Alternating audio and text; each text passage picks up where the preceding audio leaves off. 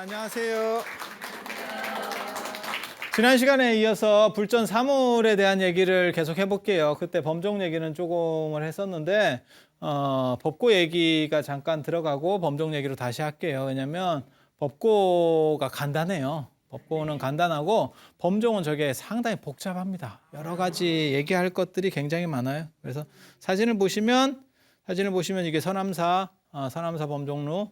그래서 이게 법고도 있고 옆에 조그만 종도 있고 이 절도 직접 가보시면 아시겠지만 여기 조그만 종이 있지만 이 종을 치지는 않고요.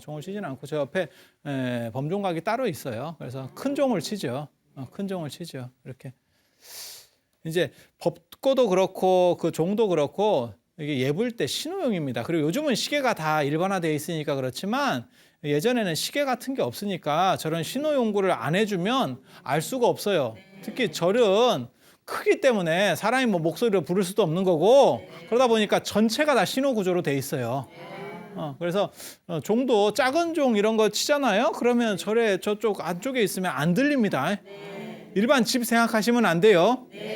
야, 저게 어떻게 저런 정도면 충분하지 않아? 이러지만 그렇지 않습니다. 그래서 범종도 칠 때 보면 몸무게를 실어서 이렇게 막 칩니다. 그냥 이렇게 치는 것 같지만 실제로 그건 작은 절에서 그렇게 치는 거고요. 이렇게 치고 그냥 실실 이렇게 하는 거는 작은 절에서 하는 거고요. 큰 절에서는 거의 몸을 실어가지고 이렇게 막 무게까지 올립니다. 그렇게 소리를 내야 다 들려요. 크니까 방법이 없어요. 그래서 이런 신호용구가 많이 절에서 발전할 수밖에 없는 이유 중에 하나가 절이 크다는 거.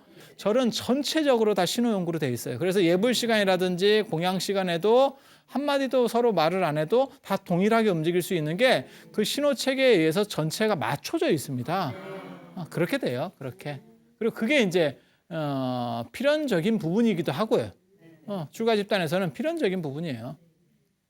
그래서 이런 신호용구들이 많이 발전해 있는 거고 실제로 뭐 절에서 이제 얘기하지 말라라고 하는 그런 공간들도 여럿 있고요. 근데 요즘은 시절이 바뀌어서 그러는데 이제 뭐 밥 먹을 때도 원래는 얘기 안 하는 거고 화장실 가서도 얘기 안 하는 거고 뭐 그런 거 있잖아요. 그죠?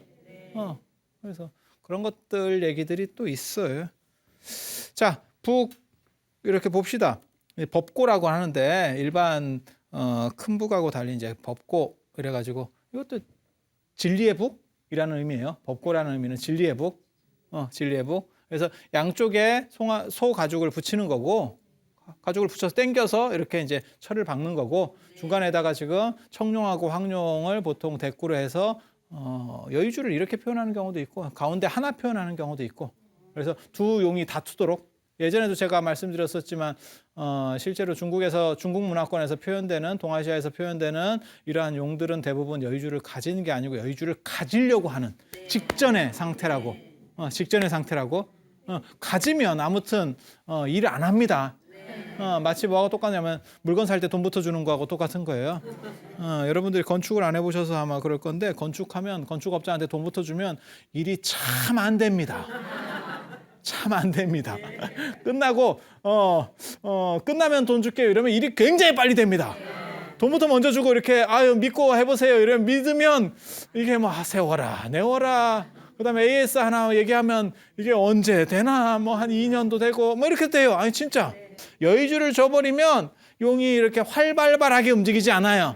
그래서 그런 기상 자체를 잡기 위해서 이제 여의주를 대부분 안 주는 상황. 그래서 여의주를 바로 잡을 수 있는 정도 이러면 딱 잡으려고 이제 하는 뭐 그런 거 생각하시면 돼요. 종하고 북하고 가장 큰 차이점은 종이라고 하는 거는 재료만 많으면 크기를 얼마든지 늘릴 수 있다는 거. 뭐 어차피 주물이니까 어렵기는 어렵겠지만 노력만 하면 충분히 될 수가 있고 실제로 우리나라 종은 나중에 이제 종 설명할 때도 그런 말씀을 드리겠지만 전 세계적으로 최고로 좋은 종입니다. 그래서 학명 자체에 한국종이라는 게 따로 있어요. 일본 종이나 중국 종은 따라올 수가 없습니다. 그리고 에밀레 종이 사람들이 크다고 사람들이 생각을 하지만 황룡사에는 그거보다 4배나 큰 종이 에밀레 종보다 훨씬 더 빠른 겁니다. 그건 황룡사는 진흥왕 때 만들어지는 절이니까 황룡사 종이 훨씬 더 빠르죠. 그 4배나 더 큰 종이 있었어요. 있었어요. 그래서 그렇게 가는 거고 북 같은 경우는 크기에 제한이 있습니다. 왜 제한이 있을까요? 나무에 계속 붙이는 거예요. 이게 통나무를 큰 거를 하나 가지고 통으로 만드는 게 아니고 그렇게 하면 터지거든요. 어떤 나무든지 간에. 그래서 그거를 쪼개가지고 이렇게 합판같이 붙이는 겁니다. 탁탁탁 붙입니다. 뭐 때문에 크기가 문제가 있을까? 예? 소가죽 때문에 문제가 벌어지는 거예요. 소가 커봐야 한계가 있죠. 소가 코끼리만 할 수는 없는 거잖아요. 뭐 그렇지 않아요? 그렇게 되는 거예요. 그래서 소 가죽을 벗겨놨을 때 소 가죽이 흠도 없고 제일 큰 가죽이 나와야 되는데 그게 뭐 소가 크는데 한계가 있으니까. 그래서 상식적으로 알아두세요. 우리나라에서 가장 큰 북은 88 올림픽 때 올림픽 기억하세요? 예. 근데 그때 개막식 폐막식과 관계돼 가지고 북을 치는 게 나왔었어요. 네. 근데 그 북이 우리나라에서 제일 큰 북이라고 보시면 돼요. 그 당시에 가장 큰 북을 만들기 위해서 호주에서 제일 큰 소를 잡았어요. 제일 큰 소를 잡았어요. 그래서 이제 북을 이제 소 가죽에 맞춰서 북 크기는 이제 결정이 되는 거고 어느 정도 이상은 더 이상 안 커져요. 소가 비슷비슷하잖아, 큰 놈도. 그죠? 그리고 재밌는 거는 암수, 숫소 가죽으로 만듭니다. 양쪽을 암수 가죽으로 암소하고 숫소하고 이렇게 음양을 맞추는 거예요. 죽어서까지도 음양을 맞추려는 이런 아주 간절한. 그리고 이 북이 이게 지금 이게 이제 불국사인데요. 이런 식으로 있으면 이게 치기가 재미가 없고 아까 서남사처럼 전에 사진처럼 이렇게 있으면 재미가 아주 재밌어요. 북 치는 게. 여기 밑에 이제 관광객들이 쫙 이렇게 보거든요. 그러면 그 옆에서 이렇게 북 치고 이러면 아주 뭐 있어 보입니다. 아주 멋있어 보이는 그렇게 돼요. 근데 북 치는 게 생각보다는 어렵습니다. 생각보다. 아니 익숙하면 뭐 쉬운데 체력 소모가 많다고요. 생각보다. 그래서 여러 사람이 스님들이 돌아가면서 해요. 그리고 언제 제일 힘드냐면 장마 때 북 치면 이 북이 쭉쭉 쳐져 있습니다. 그래서 이렇게 북채로 치면 원래는 팽팽하면 이렇게 치면 딱 튕겨 나와야 되거든요. 딱 하면 딱 멈춥니다. 이게 안 튑니다. 뭔 뜻인지 아시겠죠? 물 먹으면 이게 늘어나요. 그래서 축축 쳐져가지고 진짜 그렇다니까. 그럴 것 같지 않아요? 수분 먹으면 그렇게 돼요. 그래서 제일 좋은 때는 언제냐면 건조할 때. 건조할 때는 북치기 참 좋아요. 소리도 잘 나고 이렇게 치면 바로 튄다니까. 치기만 하면 그냥 나오는 건 지가 알아서 나와요. 아주 편해. 자, 이제 종 봅시다. 종. 지난 시간에 그런 얘기를 해드렸는데 이제 뭐 에밀레 종 같은 경우는 이제 애가 들어갔다는 거는 다 거짓말이다. 거짓말이다. 종이 잘 울게 한다는 뜻에서 아이동자를 쓴 거고 그러다 보니까 이제 그게 이제 쇠금자에다가 아이동자가 있으니까 애가 들어가 있는 형국이다. 이렇게 해서 이제 막 신비화되는 거예요. 신비화되는 거. 그래서 에밀레 종 같은 경우도 지금 나중에 조선시대 사람들의 생각으로는 그건 만들 수 있는 게 아니에요. 우리나라는 통일신라 시대부터 기술이나 경제력이나 문화가 거꾸로 이렇게 떨어집니다. 그래서 조선시대가 훨씬 바닥으로 내려오는 거예요. 그래서 그런 것들을 보면 신비화하는 거예요. 통일신라 시대 때 그걸 만들 수 있었을 때 아까도 얘기했잖아요. 그 진흥왕 때 황룡사 종을 만들었는데 진흥왕 때는 삼국시대입니다. 에밀레 종의 4배짜리를 만들었다고. 4배짜리를 만들었다고. 그런 기술이 있을 때는 그런 얘기는 그런 전설은 그 종에 깃들지 않아요. 왜? 어떻게 만드는지 견적이 나오잖아요. 내가 그렇게 잘 못하지만 그걸 막 어떻게 전설화시키고 신비화시키고 신화화시킬 필요는 없잖아요. 내가 자동차를 만들고 내가 비행기를 만들고 하는 건 아니지만 저거 어떻게 되면 만들어진다는 건 대충 머릿속에 들어오니까 저거는 그냥 대단한 거지 신성한 거는 아니에요. 그죠? 그런 거예요. 그런 인식이었을 건데 나중에 문화가 떨어지면 어떻게 만드는지를 모르죠. 그러다 보니까 거기에 전설이 붙게 되는 거예요. 전설이 붙게 되는 거예요. 그래서 이거는 상원사종입니다. 우리나라에서 최고로 오래된 종 상원사종. 에밀레 종이 원래 이름은 성덕대왕 신종이잖아요. 그죠? 성덕대왕 신종. 그런데 성덕대왕 신종은 성덕대왕 때 만든 게 아니에요. 성덕대왕을 위해서 만든 거예요. 그 아들이 성덕대왕을 위해서 아버지를 위해서 이렇게 만들어 드리는 거예요. 그리고 이 상원사종은 성덕대왕 때 만들어지는 거예요. 그러니까 연도가 더 위로 올라가겠죠. 그래서 이거를 최고의 종이라고 합니다. 가장 오래된 종. 보통 상원사종을 최고의 종, 오래됐다는 뜻으로. 그 다음에 에밀레 종은 최고의 종, 가장 잘된 종, 최고로 우수한 종. 이렇게 얘기를 해요. 근데 또 고자도 이게 발음도 비슷하고 그래서. 자, 그림으로 그려놓으면 이게 쉬우니까 이게 그림으로 사진으로 있으면 이게 뚜렷하게 잘 안 보이거든요. 이제 종에 대해서 보면 이게 비천주악상이라고 해서 이게 비천이라고 하는 게 날아가는 하늘 이런 뜻이에요. 나르는 하늘, 하늘이 날아요? 이게 날비자거든요. 날아가는 하늘. 이 하늘에 저번에도 제가 그런 얘기를 해드렸었는데 이 천이라는 글자에는 신이라는 의미가 있습니다. 인도에서 신이라는 의미가 대바라고 하는 용어인데 신이라는 게 대바라는 용어인데 중국에서 이걸로 번역할까 이랬는데 여기에는 귀신, 조상신 이런 의미가 들어있어요. 우리가 신위 뭐 이런 거 할 때 위패 뭐 이런 거 할 때 그래서 그런 신하고는 다른데 라고 해서 번역할 때 천이라는 의미로 번역합니다. 천으로 번역합니다. 글자를. 천에도 신의 의미가 있습니다. 천에 실제로 신의 의미가 들어있습니다. 원래부터 옛날부터. 그래서 하늘이 무심타 이런 표현을 쓰는 거예요. 하늘이 나를 알아줄 것이다 이렇게. 왜? 신이니까. 그렇지 않아요? 그런 거예요. 그래서 하느님이 보아서 우리나라 만세도 가능한 거예요. 이게 인격천이에요. 언제 나오는 거냐면 이 신이 중국의 하나라하고 주나라 때 최고 신이었었어요. 최고 신이었었어요. 그래서 그러한 천이라는 절대 신을 나타내는 어떤 글자예요. 원래는. 그런데 불교에서는 이거를 상대신으로 씁니다. 그러니까 일반 신들, 올림푸스 산에 사는 그리스 로마 신화의 많은 신들처럼 인도의 수미산에도 그런 많은 신들이 살아요. 많은 신들이 사는데 그러한 신들을 나타낼 때 이런 천이라는 글자를 써요. 천이라는 글자를 써요. 그래서 비천이라고 하는 거는 나르는 신이라는 뜻이에요. 나는 신, 날아가는 신. 날아가는 모습을 보면 이게 재밌습니다. 이게 옷깃이 전부 다 이렇게 위로 올라가 있어요. 맞습니까? 이 얘기는 뭐예요? 내려온다는 얘기죠. 그죠? 그래서 저거를 하강비천이라 그래요. 나르는 신은 신인데 내려오는 구조. 이게 굉장히 중요한 내용입니다. 굉장히 중요한 내용이에요. 왜 중요하냐면 기독교하고 불교의 큰 차이라고 볼 수 있어요.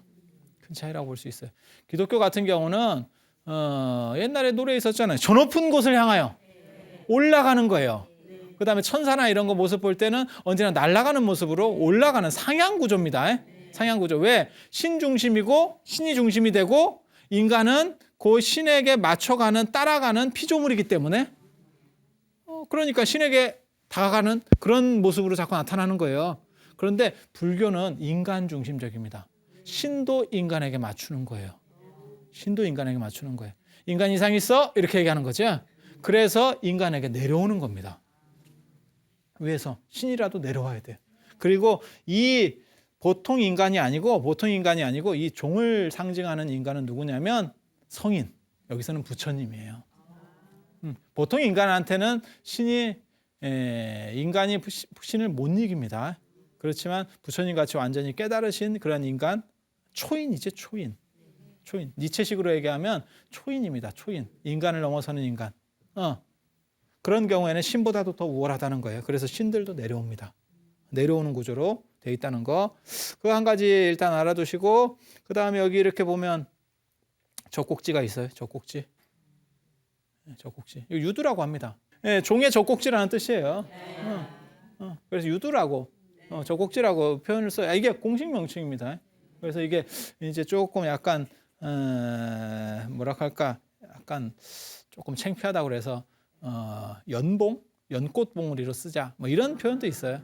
근데 되게 재밌는 게 이 젖꼭지가 이렇게 튀어나온 젖꼭지는 상원사종은 이렇게 튀어나온 젖꼭지고 그 다음에 저 에밀레종 같은 경우는 이게 납작 젖꼭지입니다. 그래서 제가 농담 삼아 얘기할 때 그렇게 얘기해요. 이 상원사 젖꼭지는 여자 젖꼭지, 그 다음에 에밀레종은 남자 젖꼭지. 그렇게 생각하면 돼. 그렇게 생각하면 돼. 그리고 여기 위에 보면 이게 용이 있거든요. 용이 재밌습니다. 저기 포레라는 용이에요. 포레라는 용인데 용 이름이 포레라고 해요. 인도용이 있고요. 중국용이 있어요. 종자가 다릅니다. 인도용 같은 경우는 아버지가 용이면 자식이 용이에요. 아버지가 용이면 자식이 용이에요. 그러니까 용 종족이 있는 거예요. 중국용 같은 경우는 아버지가 용이라고 해서 자식이 용이 되는 게 아니에요. 모든 어떤 동물이든지 자기가 수행을 통해서 자기를 극복하면 용이 되는 거예요. 용이 되는 거예요. 그래서 물고기도 용이 되고 무슨 뭐 지렁이도 용된다 뭐 이런 얘기 들어봤죠. 토룡 뭐 이런 얘기 들어봤죠. 그다음에 뭐 개천에서 용난다 뭐 이렇게 용이 되는 짐승이 따로 있는 게 아니고요. 노력을 하면 거북이가 용이 되면 그 현무가 되는 거고 뭐 이렇게 되는 거예요. 그렇게 해서 중국에 있는 모든 용들은 자기를 극기한 거기 때문에 위대한 존재예요. 그래서 황제나 임금이 용을 상징물로 갖는다고. 그래서 임금의 얼굴을 뭐 용안이락하고 뭐 골용포락하고 용포라고 하고 뭐 이런 얘기 들어봤잖아요. 그죠? 다 그렇게 나오는 거예요. 그런데 인도용 같은 경우는 이게 한마디로 얘기해서 약간 찌질이한 용들도 있습니다.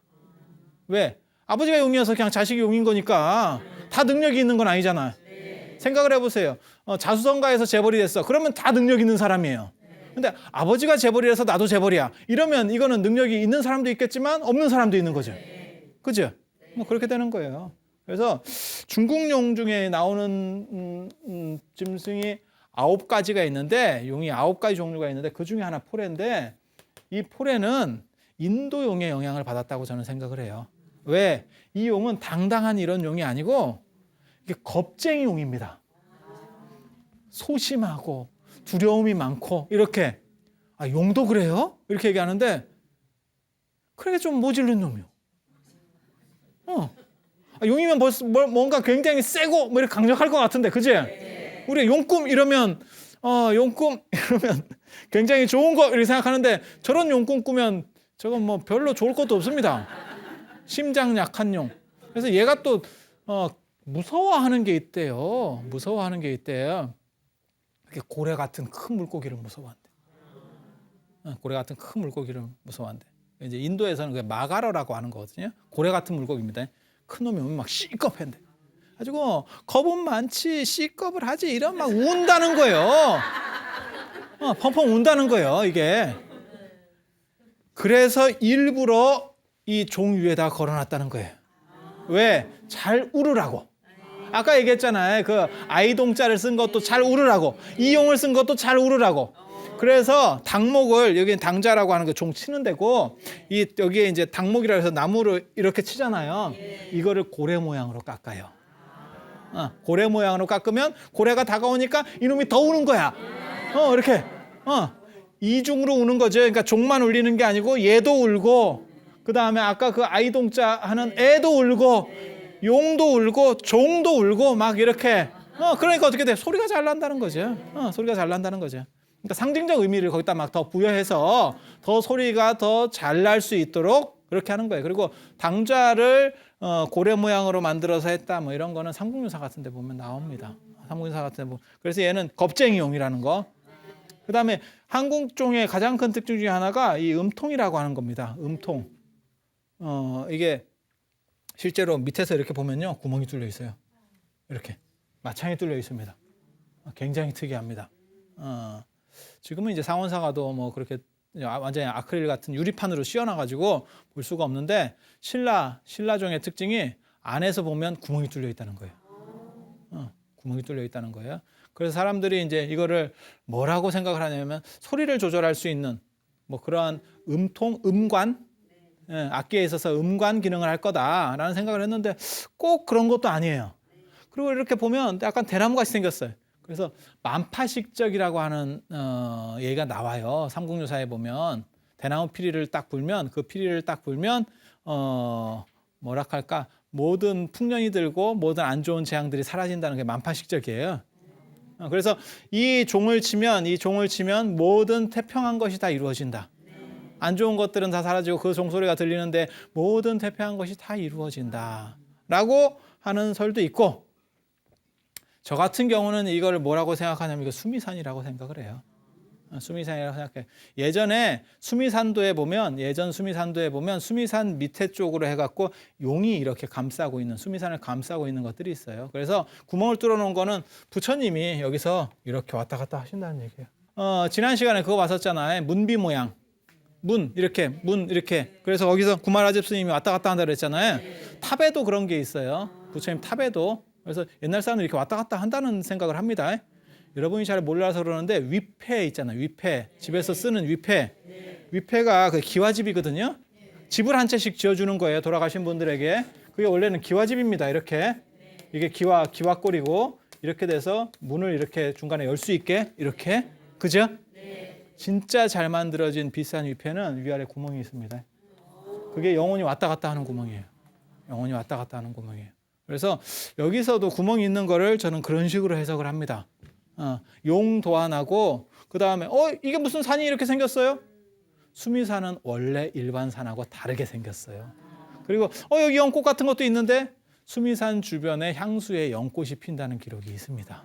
이렇게 덮여 있다는 기록이 있습니다. 그래서 제가 이걸 가지고 수미산설을 주장을 하려고 논문을 준비 중입니다.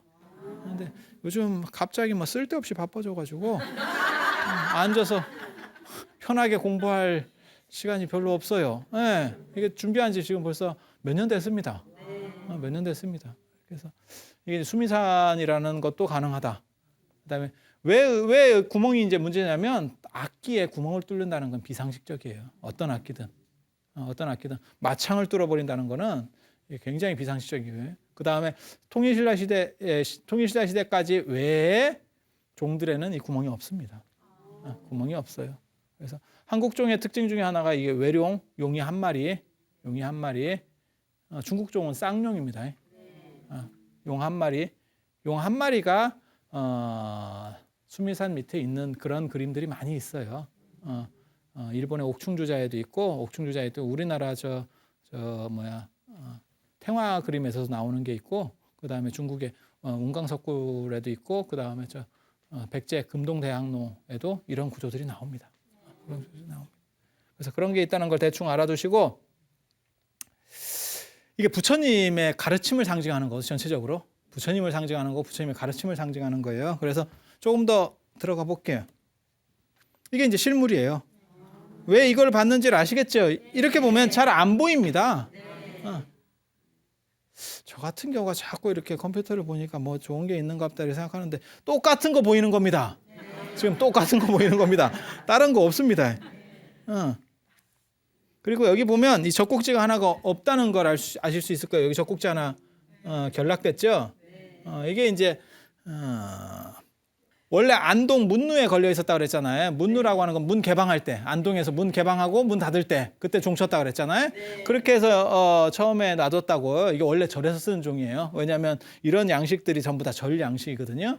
그래서 절에서 쓰는 건데 거기다 이제 절이 나중에 폐사가 되고 그쪽으로 옮겨간 거예요. 조선시대 얘기예요. 조선시대 얘기. 그랬다가 나중에 다시 상원사로 이제 옮기게 되는 거죠. 절을 옮기게 되는데 그때 전설에는 그런 게 있어요. 안동을 떠나려고 하니까 종이 안 움직이더래. 하얘 안 움직이더래. 그래서 상징적으로 젖꼭지 하나를 띄워놔줬대. 그랬더니 절이 움직이더래. 저 종이 움직이더래. 이 얘기 어디서 많이 안 들어봤어요? 이 처음 들어보세요? 황진이 얘기잖아요. 황진이 얘기에도 그런 얘기, 비슷한 얘기 있잖아요.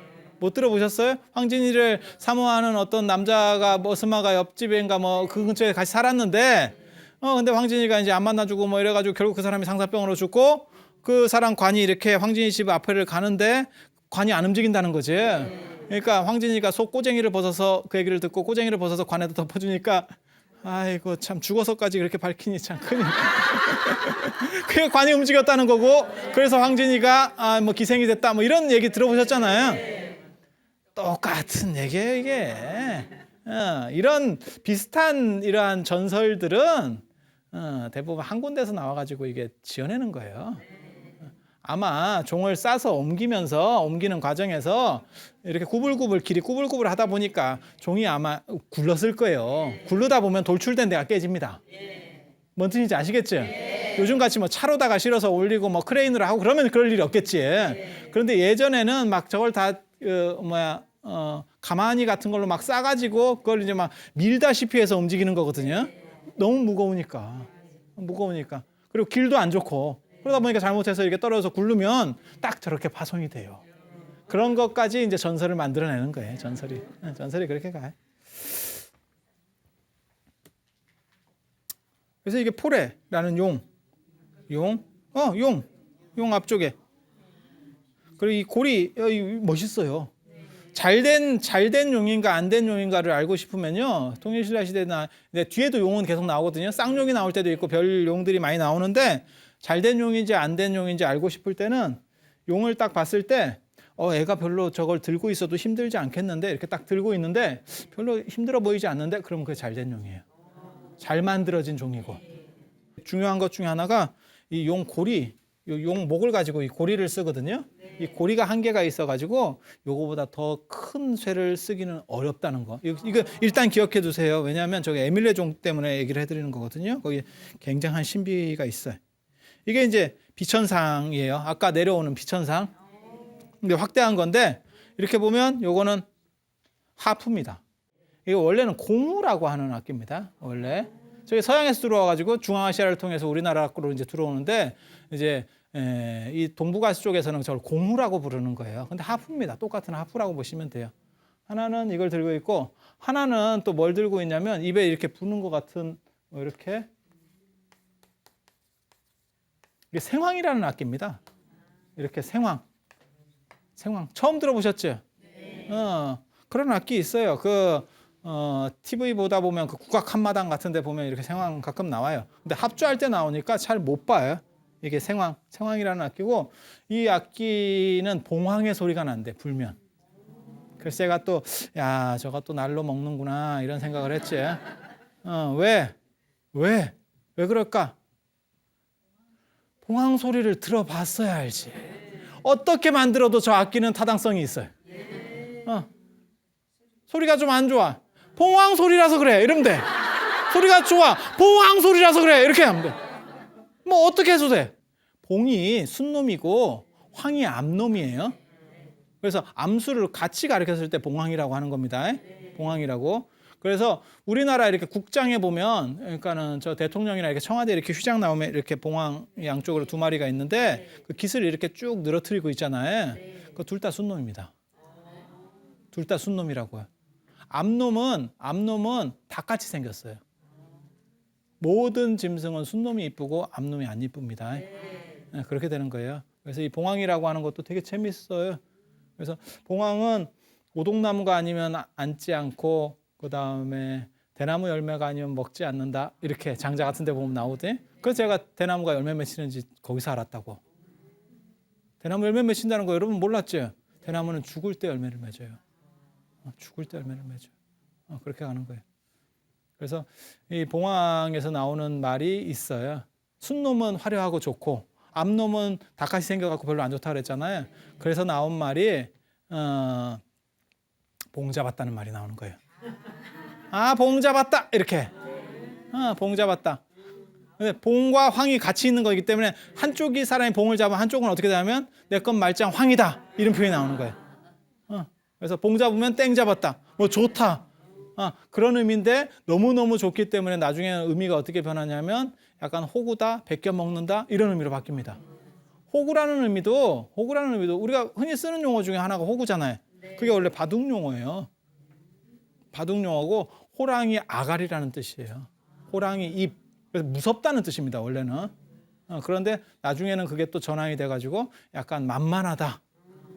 만만하다 이렇게 되는 거죠. 고문관 생각하시면 돼요. 고문관 하면 원래는 고문관이 뭐 장학사 같이 이렇게 높은 거거든요. 관리를 하는.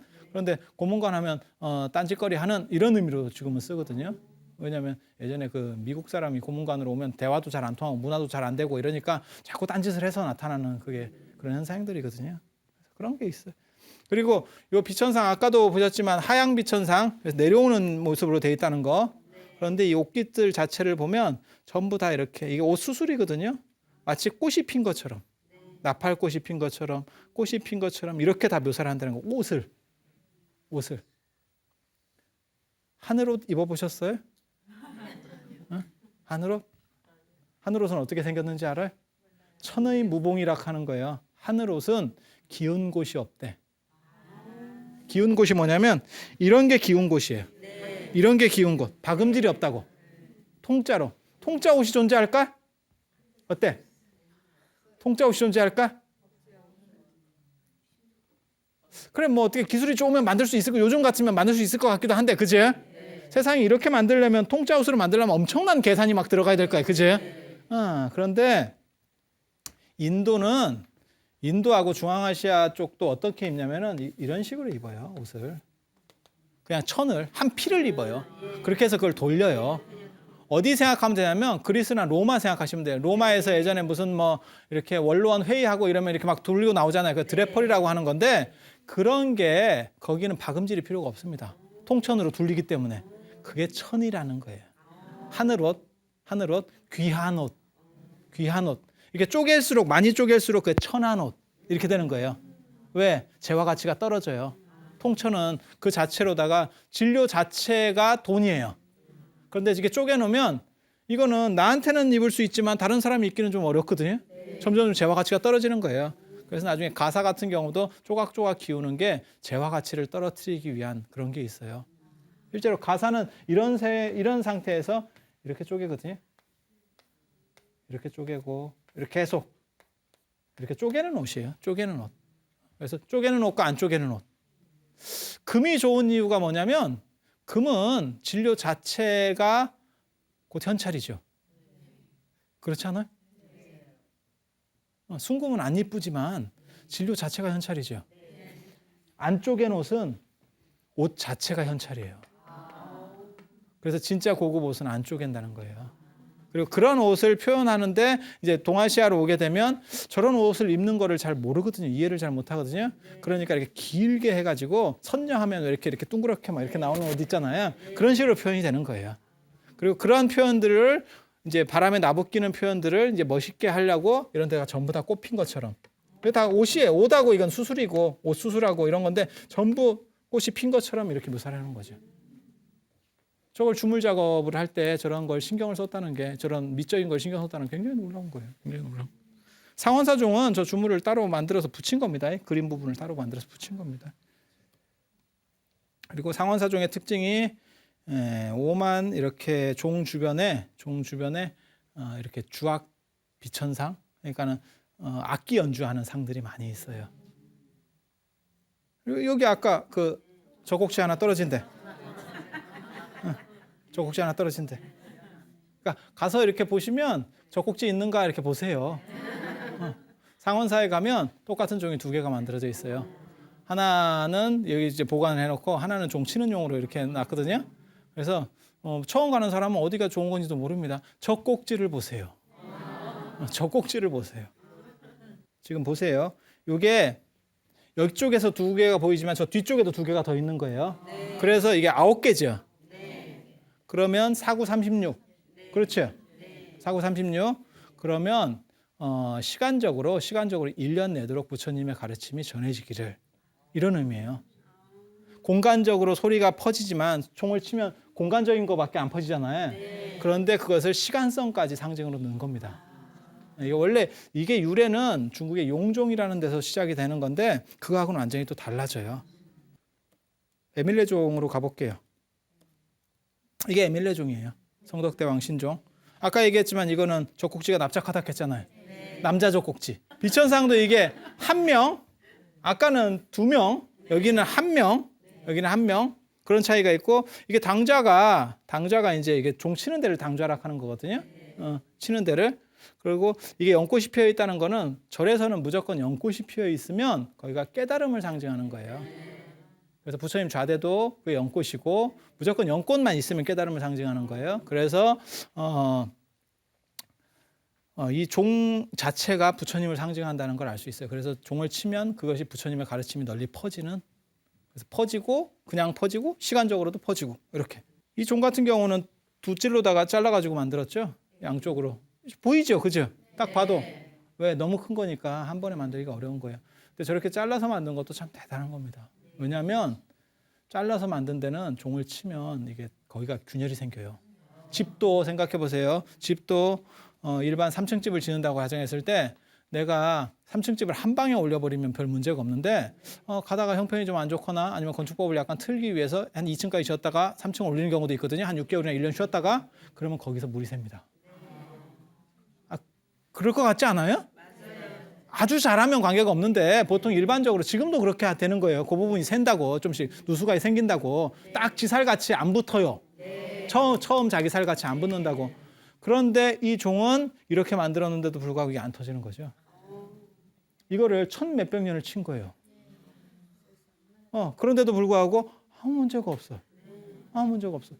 미국 같은 경우도 종을 만들었었어요. 이제 서양 종하고 한국 종하고 이 동양 종하고 차이는 동양 종은 밖에서 때린다는 거고요. 서양 종은 밑에가 왔다 갔다 한다는 거예요.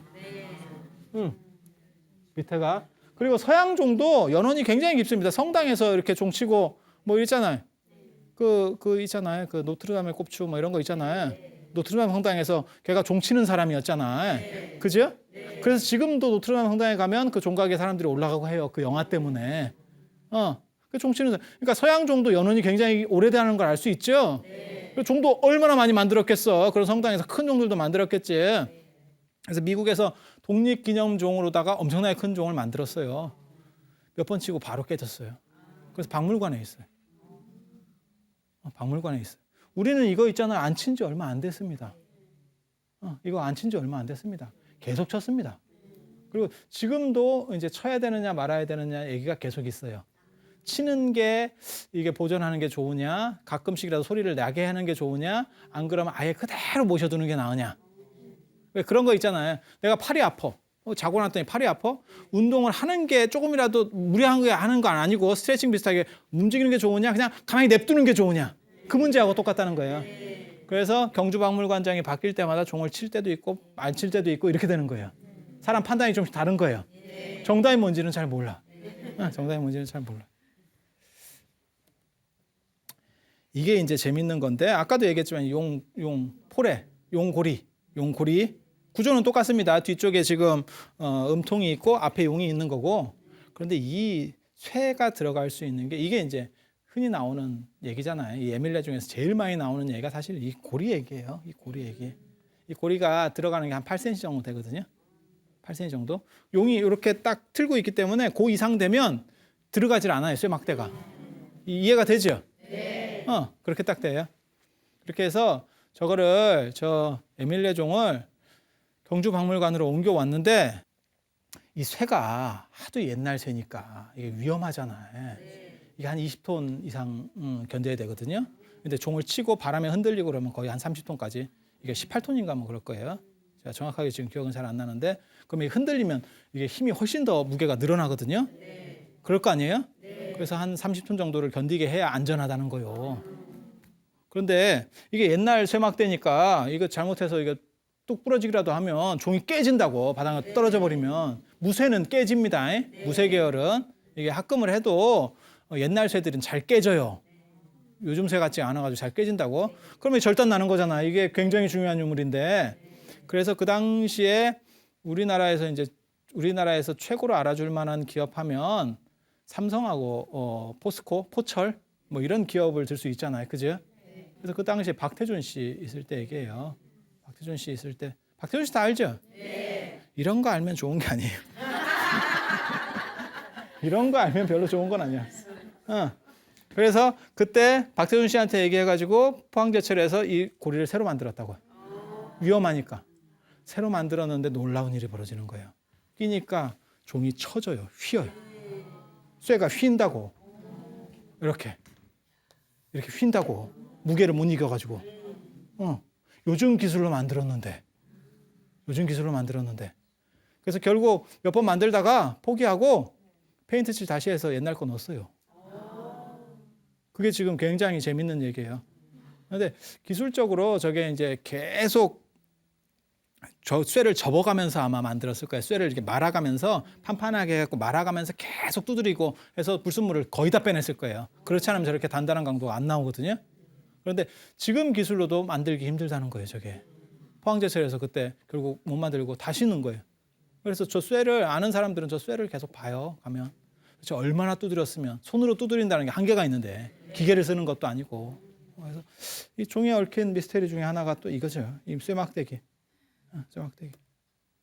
그다음에 비천상. 비천상. 이렇게 보면 뭘 들고 있는데? 아까하고는 다른데 아까는 악기를 들고 있었는데 이거는 뭐 좀 이상한 걸 들고 있는데 연꽃 같기도 하고 저게 병향로라고 하는 겁니다. 손으로 들고 다니는 향로. 옛날에는 향로를 이렇게 들고 다니는 게 있어요. 그래서 냄새 나면 이렇게 해서 천주교에 가면 미사 집전할 때 줄로다가 해가지고 이렇게 흔드는 거 있는 것처럼 원래는 이렇게 했었어요. 그런 문화가 있거든요. 저게 인도 문화입니다. 인도 문화, 인도식이에요. 그래서 저런 향로를 자루가 달린 향로라고 해서 병향로라고 그래요. 병향로라고 그래요.